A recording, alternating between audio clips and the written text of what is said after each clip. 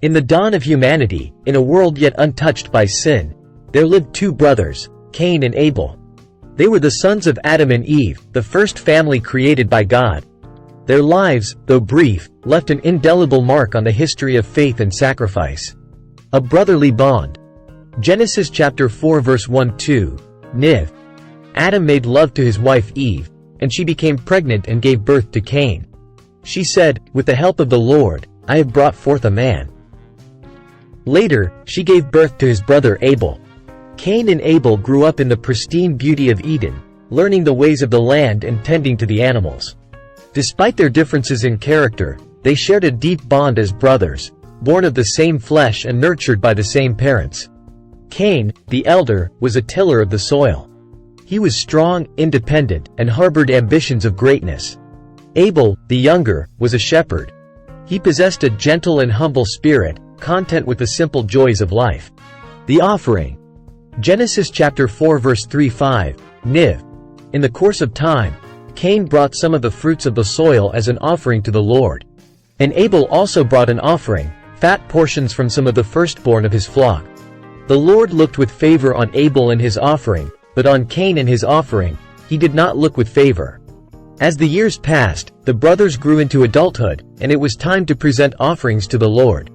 Cain, proud of the fruits of his labor, offered the fruits of the soil.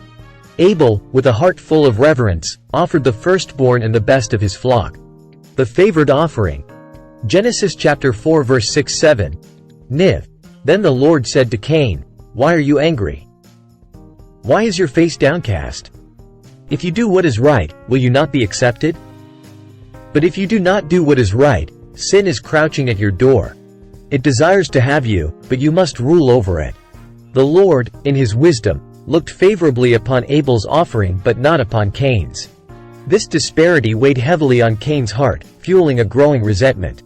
The shadow of envy. Genesis chapter 4 verse 8, Niv.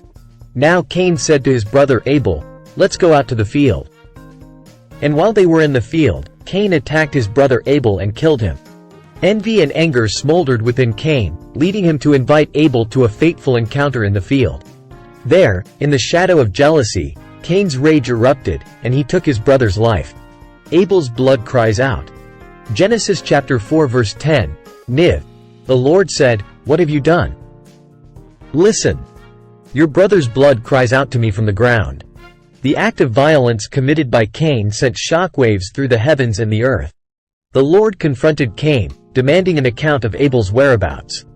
The blood of the innocent cried out for justice, and Cain was banished, marked to wander the land.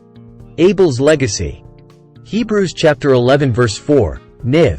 By faith Abel brought God a better offering than Cain did. By faith, he was commended as righteous when God spoke well of his offerings. And by faith, Abel still speaks, even though he is dead. Though Abel's life was tragically cut short, his legacy endured through the ages.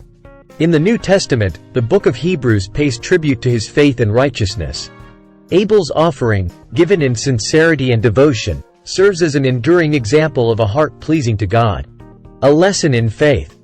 The story of Abel imparts timeless lessons. It reminds us that God looks beyond outward appearances and values the sincerity of the heart.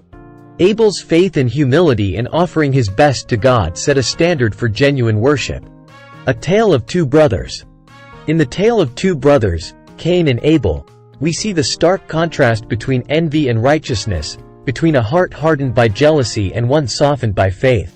It is a sobering reminder that the choices we make, driven by either envy or faith, have far-reaching consequences. Abel's message to us. Abel's life, though brief, calls us to examine our own hearts and motives. Are our actions and offerings driven by a sincere desire to please God, or are they tainted by envy and selfish ambition? Abel's message to us is clear. God values a heart surrendered in faith and humility. The echoes of Abel. The echoes of Abel's faith still resonate today, reminding us of the enduring impact of a life lived in obedience to God. His story challenges us to cultivate hearts of faith, to offer our best to God, and to seek a righteousness that pleases the one who looks beyond our offerings and sees the sincerity of our hearts.